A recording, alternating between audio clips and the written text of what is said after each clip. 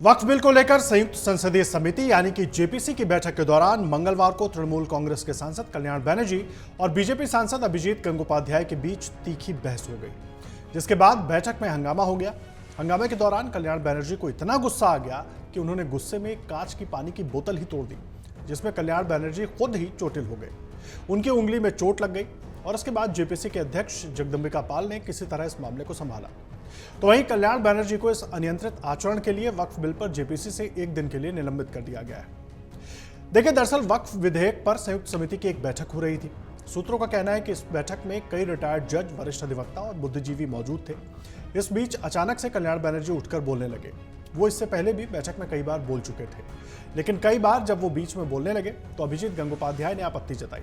सूत्रों का कहना है कि जब अभिजीत गंगोपाध्याय ने आपत्ति जताई तो कल्याण बनर्जी ने उनके खिलाफ आपत्तिजनक शब्दों का इस्तेमाल किया। इसके बाद बहस और ज्यादा बढ़ गई। इस बीच दोनों ने एक दूसरे के खिलाफ अभद्र शब्दों का इस्तेमाल किया और गुस्से में कल्याण बनर्जी ने कांच की बोतल उठाकर मेज पर पटक दी, जिससे वो चोटिल हो गए। चोटिल होने के बाद कल्याण बनर्जी को तुरंत फर्स्ट एड के लिए ले जाया गया, जहां उनके हाथों में 4 टांके भी लगे। चिकित्सा सहायता के बाद एक वीडियो सामने आया जिसमें ये देखा जा रहा है कि कल्याण बनर्जी को असदुद्दीन ओवैसी और आप के नेता संजय सिंह बैठक कक्ष में दोबारा लेकर जा रहे हैं। आप भी एक बार जरा इस वीडियो को देखिए।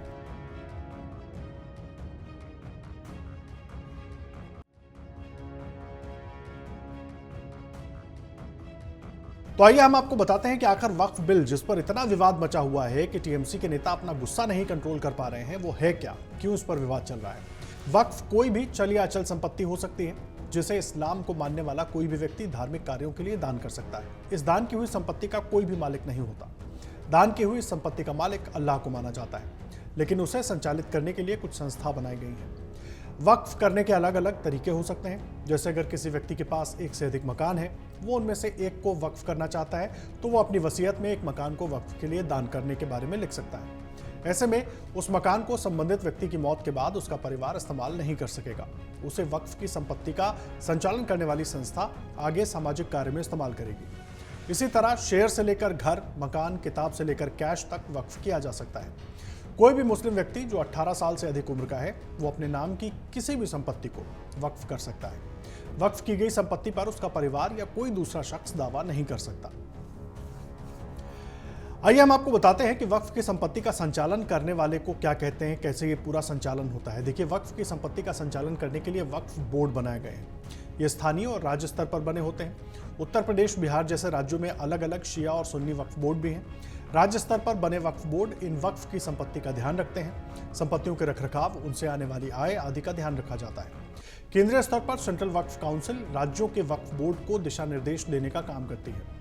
देश भर में बने कब्रिस्तान वक्फ भूमि का हिस्सा होते हैं। देश के सभी कब्रिस्तानों का रखरखाव वक्फ ही करते हैं।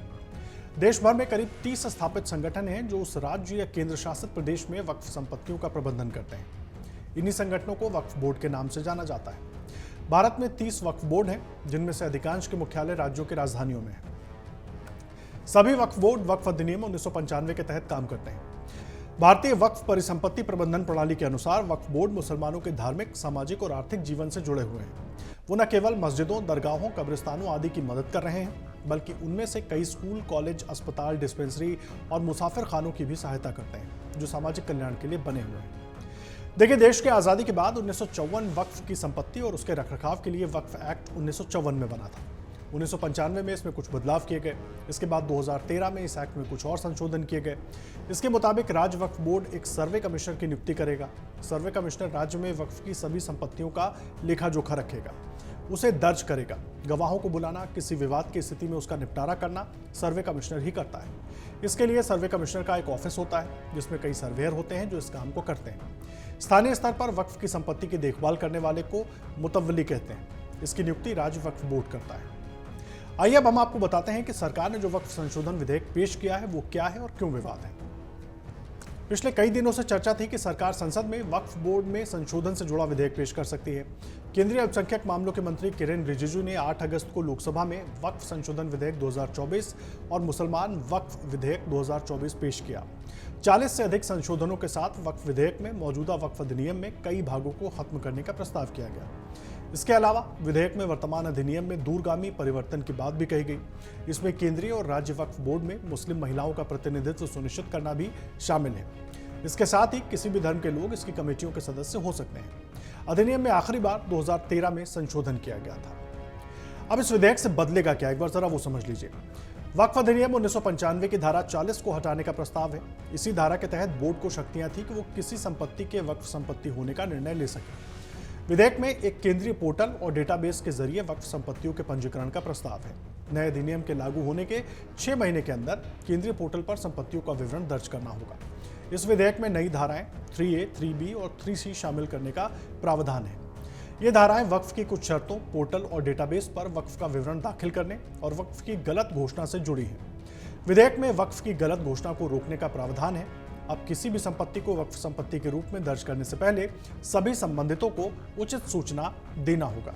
ये तमाम ऐसे बदलाव हैं जिनको लेकर वक्फ विधेयक पर बवाल हुआ, जिस पर बहुत सारे सवाल उठाए गए। बाद में इसको जेपीसी को सौंपा गया और उसी जेपीसी की बैठक के दौरान आज कल्याण बनर्जी ने अपने हाथों से कांच की बोतल फोड़ दी और खुद चोटिल हो गए। अब आप अंदाजा लगा सकते हैं कि वोट बैंक की राजनीति के लिए वक्फ विधेयक को लेकर किस तरीके से अलग अलग पार्टियों का अलग अलग रुख है। अगर आप ये वीडियो YouTube पर देख रहे हैं तो हमारे चैनल को सब्सक्राइब कर बेल आइकन दबाएं और Facebook पर देख रहे हैं तो हमारे पेज को लाइक करें।